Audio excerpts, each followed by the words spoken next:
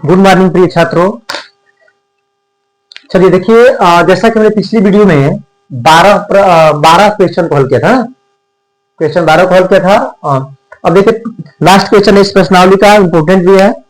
जो क्या कर रहा है क्वेश्चन कह रहा है कि सिद्ध कीजिए कि वृत्त के परिगत, है ना। क्या है क्वेश्चन, देखिए सिद्ध कीजिए ना, सिद्ध कीजिए कि वृत्त के परिगत बनी चतुर्भुज की आमने सामने की भुजाएं केंद्र पर संपूरक कोण अंतरित करती हैं, है ना।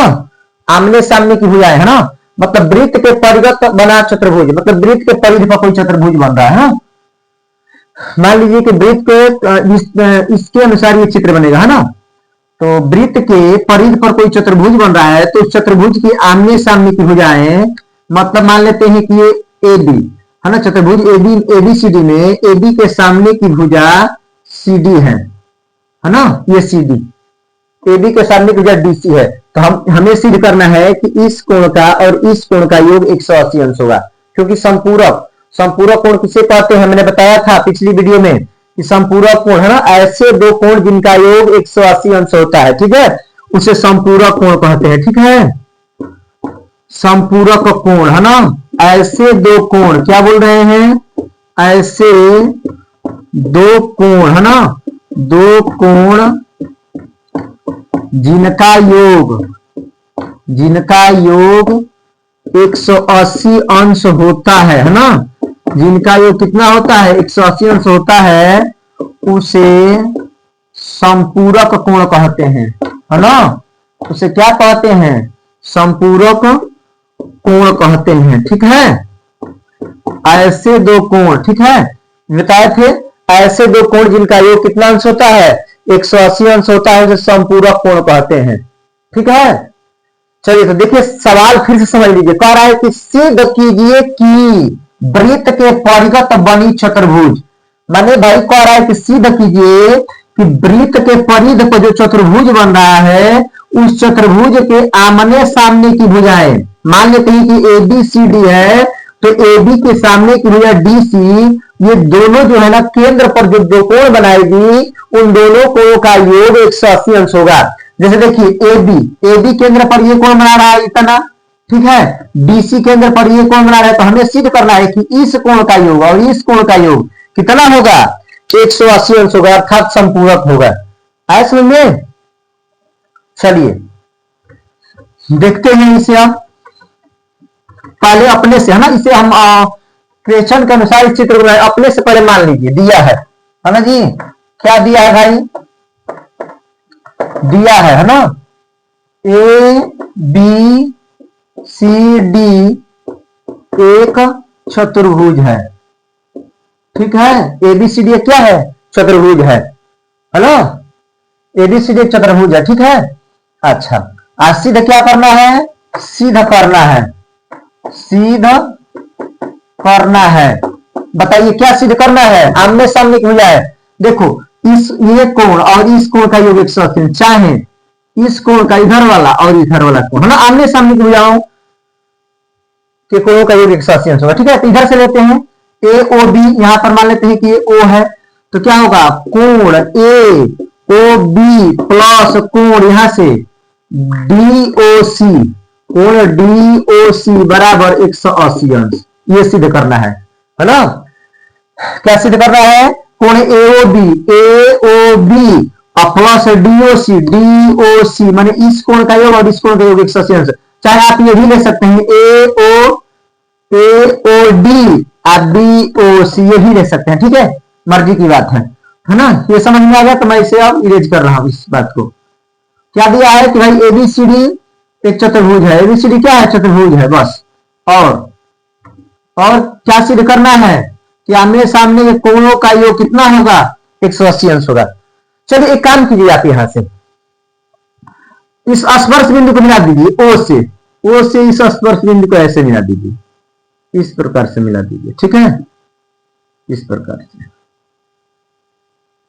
सभी स्पर्श बिंदु को मिला दीजिए, है ना। AB पर P है ना, BC पर Q है, DC पर R है, AD पर S है, सबको मिला दिया।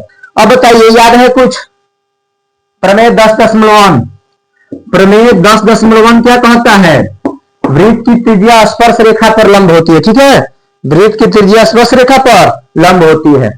तो ये बताइए, वृत्त की त्रिज्या स्पर्श रेखा पर जब लंब होगी तो यहां पर ये 90 अंश का कोण होगा, ये भी 90 अंश का कोण होगा, यहां पर भी 90 अंश, यहां पर भी 90 अंश, ये भी 90 अंश, ये भी 90 अंश, यहां पर भी 90 अंश, मतलब जहां जहां मिला है 90 अंश का कोण बनेगा।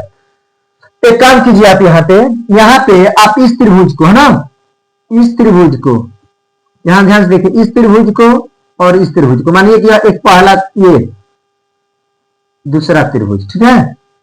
यहां से देखिए, यहां पर ये आपका तीसरा और चौथा, ये आपका पांचवा हो जाएगा, ये छठा हो जाएगा, ये सातवां हो जाएगा, ये आठवां हो जाएगा। ठीक है, देखिए दो त्रिभुज, उदाहरण कैसे करना है, देखिए उपपथ है ना, उपपथ में आप दो त्रिभुज, देखिए त्रिभुज उठा रहा हूं मैं, यहां पर ओ है, ठीक है, ओ यहां पर लिख लीजिए, ओ यहां लिख लीजिए, समझ में आएगा। ठीक है, चलिए त्रिभुज उठाइए, आपका समकोण त्रिभुज है ना, समकोण त्रिभुज, आरएचएस लगाना है, समकोण त्रिभुज। बताओ, समकोण त्रिभुज पहले उठाते हैं हम यहां से बी, चाहे यहां से ओ क्यू बी है ना, या O P B, O P B पहले उठाइए, ओ पी बी है ना, ओ पी बी तथा त्रिभुज ओ पी बी, तो ओ क्यू बी है ना, ओ क्यू बी में। अब देखिए आरएचएस नियम लगाकर हम एक को, समीकरण एक को, सॉरी त्रिभुज एक को और त्रिभुज दो को सर्वांग सम दिखाएंगे, है ना। किस नियम से दिखाएंगे? आरएचएस नियम से, है ना। आरएचएस नियम से हम दोनों त्रिभुज को क्या कर देंगे? सर्वांग सम सिद्ध कर देंगे। चलिए देखिए, आप तो जानते ही हैं, है ना। पहले कौन दिखाओ, तो कौन क्या है भाई? O B. देखो दोनों की भुजा ओपीबी, ओपीबी है ना, ओक्यूबी, ओक्यूबी में ये बताओ ओपी, ओपी बराबर ओपी होगा ना, ओपी बराबर ओपी आ रहा है समझ में कैसे? ओपी बराबर ओपी होगा, क्यों? उभयनिष्ठ है, दोनों समकोण त्रिभुज का एक ही कर्ण है। ठीक है, उभयनिष्ठ है। चलिए कौन होगा? कोई एक भुजा बराबर दिखा दीजिए, है ना, कोई एक भुजा बराबर दिखा दीजिए। तो एक भुजा अगर बराबर दिखाई दे, भुजा क्या है? ओपी बराबर, सॉरी ओपी बराबर ओपी नहीं जी, ओबी न होगा, ये कौन ओबी न है, यहां पर बी होगा, ओबी बराबर ओबी होगा, ये होगा कौन। ठीक है, कौन ये है, देखो 90 अंश के सामने की भुजा ये कौन हो गई, इसमें 90 अंश के सामने की भुजा ये, दोनों का कौन एक है। ठीक है, चलिए ओबी बराबर ओबी। चलिए अब यहां से ओपी बराबर ये ओपी, ये ओपी बराबर ओक्यू कर दीजिए, ओक्यू कर दीजिए। कारण क्या बताएंगे? त्रिज्या है ना, एक ही वृत्त की सभी त्रिज्याएं बराबर होती है, त्रिज्या है। अब बताइए आरएचएस नियम क्या कहता है कि किसी समकोण त्रिभुज का कोण, है ना, किसी समकोण त्रिभुज का कोण और कोई एक भुजा को बराबर दिखा दीजिए। तो चलिए हमने कौन दिखा दिया, कौन हो गया? एक भुजा मतलब ये भुजा इस भुजा के बराबर हो गई, तो त्रिभुज क्या देंगे? सर्वांग सम। इसलिए है ना, त्रिभुज क्या? ओ पी बी सर्वांग सम त्रिभुज है ना, क्या? ओ क्यू बी हो जाएगा, ओ क्यू बी। किस नियम से? किस नियम से? आरएचएस नियम से, आरएचएस नियम से। ठीक है, आरएचएस नियम से, आरएचएस नियम से सर्वांग सम होगा। ठीक है, आरएचएस नियम से क्या? अभी बताओ, जिस प्रकार से हमने इसको है ना, इसलिए इसलिए इसी प्रकार से है ना, इसी प्रकार सभी त्रिभुज अब सर्वांग सम हो जाएंगे। जो है 3-4 में देखिए, 3-4 में क्या है? ओ क्यू सी है ना, त्रिभुज ओ क्यू सी सर्वांग सम त्रिभुज ओ क्यू सी, तो ओ आर सी कामा है ना, त्रिभुज यहां से आइए ओ एस डी सर्वांग सम त्रिभुज ओ आर डी है ना। कितना हो गया? एक यहां हुआ है ना, दो, एक यहाँ हमने दिखाया, ये अपने आप हो जाएगा, ये भी हो जाएगा अपने आप। त्रिभुज क्या है भाई, त्रिभुज यहाँ पर होगा आपका ओ एस ए, इधर लिख दीजिए है ना, त्रिभुज ओ एस ए सर्वांगसम त्रिभुज ओ पी ए है ना, सब सर्वांगसम हो जाएंगे। उसीलिए जिस प्रकार से हमने ओ पी बी और ओ क्यू बी को यहां पर सर्वांगसम दिखाया, समकोण त्रिभुज ओ पी बी तथा ओ क्यू बी में ओ बी बराबर ओ बी दिखाया गया क्योंकि कौन था, ओपी बराबर ये ओपी बराबर ओ क्यू दिखाया गया क्योंकि त्रिज्या है। तो ये दोनों त्रिभुज ओ पी बी और ओ क्यू बी सर्वांगसम हो गए। ठीक उसी प्रकार से ये समकोण त्रिभुज ओ क्यू सी और ओ आर डी, यहां पर देखो ओ क्यू सी और ओ आर सी है ना, ओ क्यू सी और ओ आर सी, मतलब ये और ये सर्वांगसम हो जाएंगे। ठीक है, उसी प्रकार से ये भी सर्वांगसम हो जाएंगे। ओ आर डी है ना, इधर है O R D, O S D सर्वांगसम हो जाएगा ओ आर डी, देखो ओ आर डी हो जाएगा। ठीक उसी प्रकार से ओ एस ए सर्वांगसम त्रिभुज ओ पी ए, इसीलिए जिस प्रकार से मैं दिखाया। फिर बताइए जब सर्वांगसम हो गए है ना, यहाँ त्रिभुज छूट गया है, त्रिभुज ओपी है ना, त्रिभुज ओ पी ए। अब बताइए जब सर्वांगसम हो गए तो ये बताइए इनके संगत कोण बराबर होंगे, क्योंकि सर्वांगसम त्रिभुज की संगत भुजाएं चाहे संगत कोण आपस में बराबर होते हैं। जब ये दोनों त्रिभुज सभी त्रिभुज सर्वांगसम हो गए, इसलिए अब दिखा दीजिए सभी है ना, इसलिए कोण एक बराबर कोण दो, ठीक है, समीकरण नंबर एक। कोण तीन बराबर, देखिए वहां से कोण तीन बराबर कोण चार, समीकरण नंबर दो, लेकिन किस तरह से, सीपीसीटी से है ना, समीकरण नंबर एक समीकरण नंबर दो लिख दीजिएगा सीपीसीटी से, सीपीसीटी से, ठीक है, इसे भी लिख दीजिए सीपीसीटी से है ना। चलिए कोण एक बराबर कोण दो, कोण तीन बराबर कोण चार, और यहां देखिए कोण पांच बराबर कोण छह, कोण पांच बराबर कोण छह है ना, समीकरण नंबर कितना हो जाएगा, तीन हो जाएगा। इस तरह से सीपीसीटी से है ना। अच्छा कोण पांच बराबर कोण छह हो गया, कोण सात बराबर कोण आठ हो जाएगा है ना, समीकरण नंबर क्या होगा, चार ही होगा, चार। किस कैसे, सीपीसीटी से आ रहा है समझ में। हमें सिद्ध करना है कि अगर किसी वृत्त के परिधि पर कोई चतुर्भुज बन रहा है, क्वेश्चन का देखो मतलब क्या है, अगर किसी वृत्त के परिधि पर कोई चतुर्भुज बन रहा है तो उस चतुर्भुज के आमने सामने की भुजाएं केंद्र पर है ना, आमने सामने की भुजाएं दो होंगी और वो दोनों भुजाएं केंद्र पर जो कोण बनाएगी उन कोणों का योग 180 अंश होगा। ठीक है, तो इतना हमें करना था। अब बताइए ध्यान से, मैंने एक कंसेप्ट बताया था आपको, कंसेप्ट क्या है, कंसेप्ट है कि एक रेखा पर 180 अंश का कोण बनता है, एक रेखा पर कितने अंश का कोण बनता है, 180 अंश का कोण बनता है, और एक बिंदु पर 360 अंश का कोण बनता है। तो ये बताइए ध्यान से देखिए, केंद्र O है, मान लेते हैं कि वो वृत्त है। अच्छा ये बताओ वृत्त के केंद्र पर कितने कोण बने हुए हैं, 1 2 3 4 5 6 7 8। ये बताइए कि कहीं इसी बिंदु पर O पर, इसी बिंदु पर कितने कोण बने हुए हैं, 8 कोण बने हुए हैं।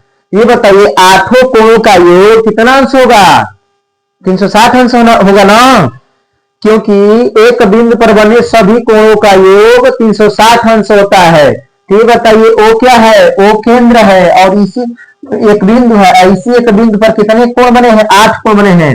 तो भाई सभी कोणों का योग कितना होगा, कोण एक प्लस कोण दो प्लस कोण तीन प्लस कोण चार प्लस कोण पांच प्लस कोण छह प्लस कोण सात प्लस कोण आठ बराबर कितना हो जाएगा, यहां से थोड़ा इसे एस यहां कर दीजिए, हो जाएगा 360। आ रहा है समझ में, देखो ये अलग चित्र है, इधर कितना हो जाएगा, 360 हो जाएगा। बताइए कोई कारण पूछेगा तो बता देंगे, क्योंकि एक बिंदु पर 360 अंश का कोण बनता है। अच्छा कोई पूछ दे एक रेखा पर, तो एक रेखा पर 180 अंश का कोण बनता है, अब बताइए ओ एक बिंदु है, इसी बिंदु पर 8 कोण बने हुए हैं, 308 कोणों का योग 360 होगा ना। बताइए, तो हमने 8 कोणों का योग 360 अंश दिखा दिया, लेकिन ये बताइए हम सर्वांशम दिखाए ना कि भाई ये ओ पी बी और ओ क्यू बी सर्वांशम है, तो कोण 1 कोण 2 के बराबर, देखो यहाँ पर सर्वांशम से सीधी सीधे कोण 3 कोण 4 के बराबर, कोण 5 कोण 6 के बराबर, कोण 7 कोण 8 के बराबर, कैसे सर्वांशम दिखाए हैं, हमने इसे सर्वांशम दिखाया है ना, ऐसे। इसको ध्यान से देखिए, ओ पी बी और ओ क्यू बी को जिस प्रकार से ये हम दोनों त्रिभुज सर्वांशम है, उसी नियम से ये भी दोनों सर्वांशम होंगे, उसी प्रकार से ये भी दोनों सर्वांशम होंगे, और उसी प्रकार से ये दोनों सर्वांशम होंगे, लेकिन मैंने सिर्फ इसको सर्वांशम दिखाया और बाकी लिख दिया है इसी प्रकार, तो आप भी लिख देंगे इसी प्रकार।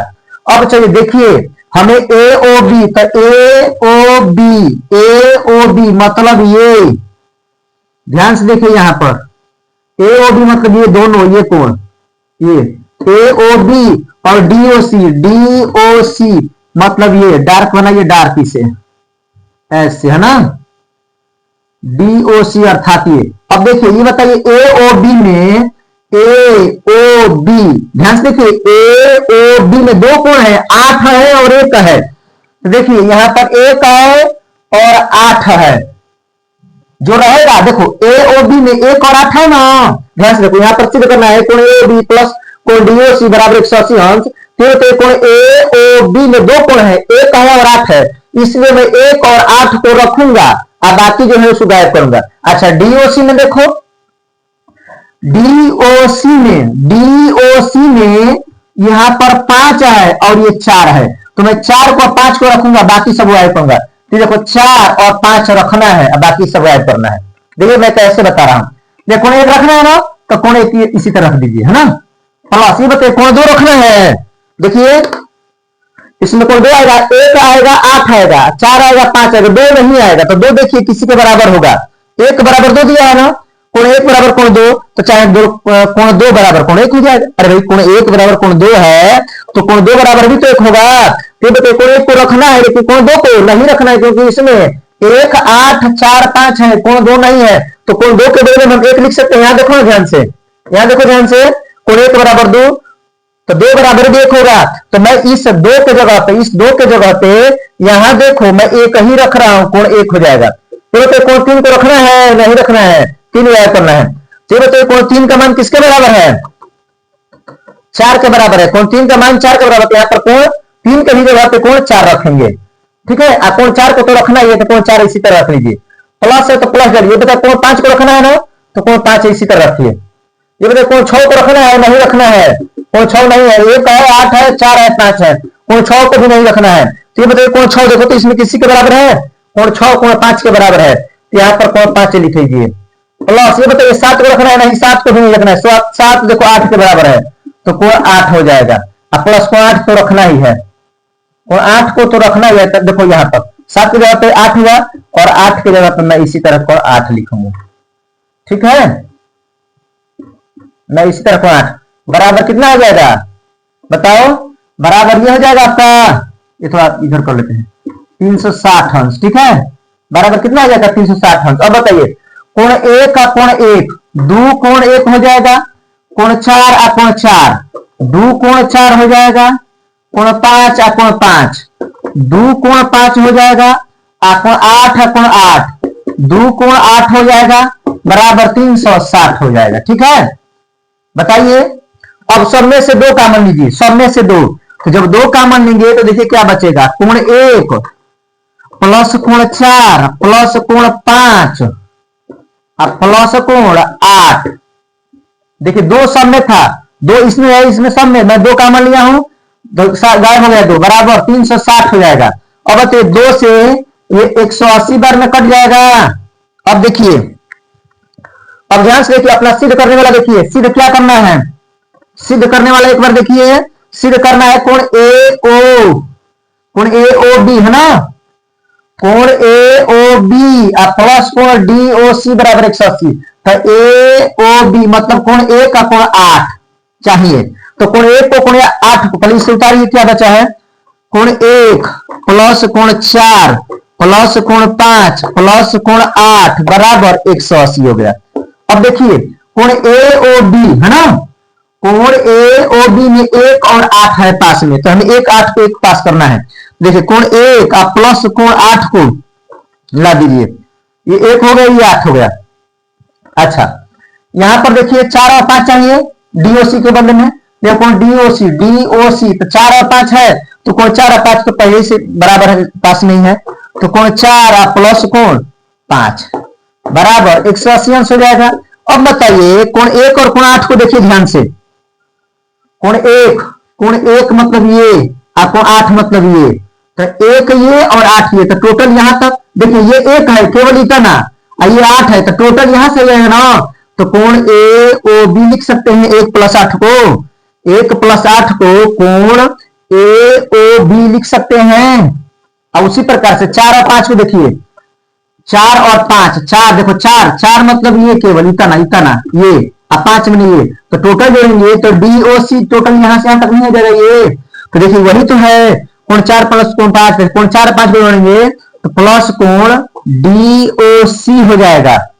तो कोण AOB प्लस कोण DOC बराबर कितना सिद्ध करना था 180। देखो क्या सिद्ध करना था, यही सिद्ध करना था ना, बताइए यही सिद्ध करना था, यहां लिख दीजिए इति सिद्धम। आए समझ में, थोड़ा दिक्कत हो रही है, धीरे धीरे सब सही हो जाएगा। शुरुआत में तो लग रहा था कि मैं पढ़ा ही नहीं पाऊंगा, इसमें परेशानी होती है ना। आया समझ में, नहीं आएगा समझ में तो एक बार थोड़ा लिखने में थोड़ा दिक्कत हो रहा है, आप एक बार वीडियो को दोबारा देख लीजिएगा, ठीक है।